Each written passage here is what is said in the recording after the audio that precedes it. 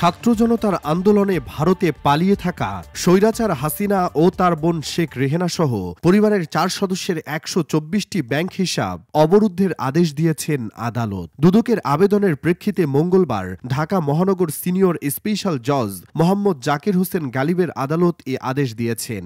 দুদকের জনসংযোগ কর্মকর্তা আক্তারুল ইসলাম বলেন, শেখ হাসিনা ও তার বোন ছাড়াও সাবেক প্রধানমন্ত্রীর ছেলে সজীব ওয়াজেদ জয় ও মেয়ে সাইমা ওয়াজেদেরও ব্যাংক অ্যাকাউন্ট অবরুদ্ধ করা হয়েছে। দুদকের আবেদনে বলা হয়েছে, অভিযোগ সংশ্লিষ্টরা তাদের অস্থাবর সম্পত্তি হস্তান্তর বা স্থানান্তর করার চেষ্টা করেছেন বলে অনুসন্ধানে জানা গেছে। অ্যাকাউন্টগুলো অবরুদ্ধ করা জরুরি বলে মনে করছে দুদক। এর আগে স্বৈরাচার হাসিনা ও তার পরিবারের সদস্যদের এই 124টি অ্যাকাউন্টে থাকা 635 কোটি 14 লাখ টাকা অবরুদ্ধ করেছে Bangladesh financial intelligence unit BFIU। প্রধান উপদেষ্টা মোহাম্মদ ইউনূসের সভাপতিত্বে মানি লন্ডারিং প্রতিরোধ বিষয়ক সভায় বাংলাদেশ ব্যাংক এ তথ্য দিয়েছে।